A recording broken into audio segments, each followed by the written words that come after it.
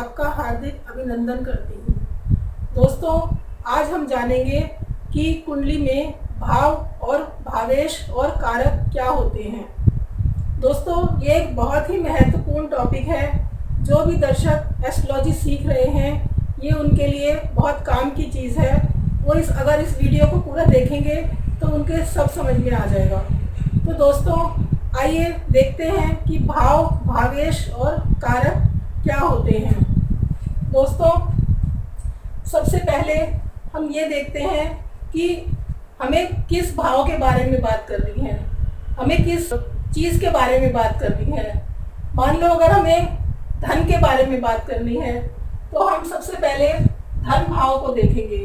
दोस्तों, ये होता है हमारा धन भाव। सबसे पहले हम धन भाव को देखेंगे, उसके बाद हम देखेंगे भावेश। भावेश होता है जो इस भाव में बैठा हुआ, जो इस भाव में जो राशि पड़ी हुई है, उसका जो स्वामी ग्रह है वो है इस भाव का भावेश।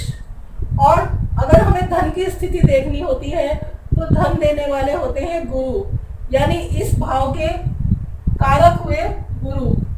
तो दोस्तों, हमें ये देखना होता है कि भावेश की पोजीशन क्या है, भावेश कुंडली में कहाँ बैठा हुआ है, किस स्थिति में बैठा हुआ है। इसके बाद हमें देखना होता है कि कारक की स्थिति क्या है, कारक कहाँ बैठा हुआ है, उसकी स्थिति क्या है, उसकी पोजीशन क्या है कुंडली में। इसी तरह से दोस्तों, अब हम किसी और भाव के बारे में बात करते हैं। मान लो अगर हमसे कोई सवाल करता है कि विवाह कब होगा, तो विवाह के लिए हम सप्तम भाव देखते हैं।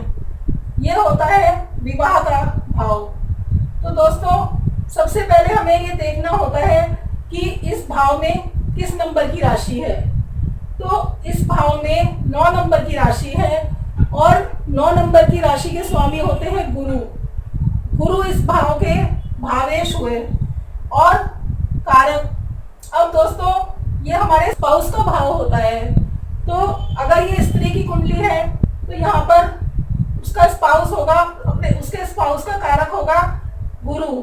और अगर ये पुरुष की कुंडली है तो उसके स्पाउस का कारक होगा शुक्र। तो हमें ये देखना होगा कि ये स्त्री की कुंडली है या पुरुष की कुंडली है। अगर स्त्री की कुंडली है तो हमें देखना होगा कि यहाँ पे गुरु की पोजीशन क्या है। तो दोस्तों, उसके बाद हमें देखना होगा कि ये जो भावेश है ये किस पोजीशन में बैठा हुआ है, इस पर कहीं पाप ग्रहों की दृष्टि तो नहीं है, या ये किसी पाप ग्रहों के साथ तो नहीं बैठा हुआ, या ये किसी पाप ग्रह से पीड़ित तो नहीं है, या फिर ये पाप कतरी में तो नहीं है, या शुभ कतरी में तो नहीं है। दोस्तों, पाप कतरी का मतलब होता है कि जैसे ये सप्तम भाव है, इससे अगला भाव और इससे पिछला भाव, अगर इसमें पाप ग्रह बैठे हुए हैं तो ये पाप कतरी कहलाएगा। और अगर इस नवम भाव से, सप्तम भाव से अगला भाव और पिछला भाव, इन भावों में शुभ ग्रह बैठे हुए हैं तो ये शुभ कर्त्री कहलाएगा। तो दोस्तों, हमें सब कुछ देखना होता है पहले, उसके बाद ही हम किसी चीज़ का फलित कर सकते हैं। तो मान लीजिए कि ये किसी पुरुष की कुंडली है और पुरुष का स्पाउस होता है स्त्री। तो स्त्री का जो कारक होता है वो होता है शुक्र। तो यहाँ पर जो कारक हो, यहाँ पर जो भावेश हुआ वो हुआ गुरु और कारक हुए शुक्र। तो हमें ये देखना होगा कि सप्तम भाव में गुरु की और शुक्र की पोजीशन क्या है। गुरु और शुक्र किसी पाप ग्रह के साथ तो नहीं है, उन पर किसी पाप ग्रह की दृष्टि तो नहीं पड़ रही, या वो किसी पाप ग्रह के साथ तो नहीं बैठे हुए, या वो पाप कर्त्री में तो नहीं है।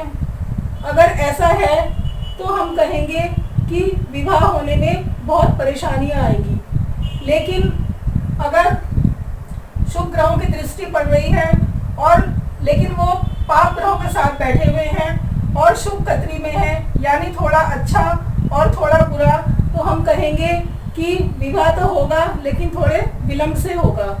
लेकिन अगर सप्तम भाव पर पाप ग्रहों की दृष्टि है, पाप ग्रहों का प्रभाव है और ये पाप कतरी में है और इन पर पाप ग्रहों की दृष्टि पड़ रही है, तो हम कहेंगे कि विवाह होने में बहुत परेशानियां आएंगी।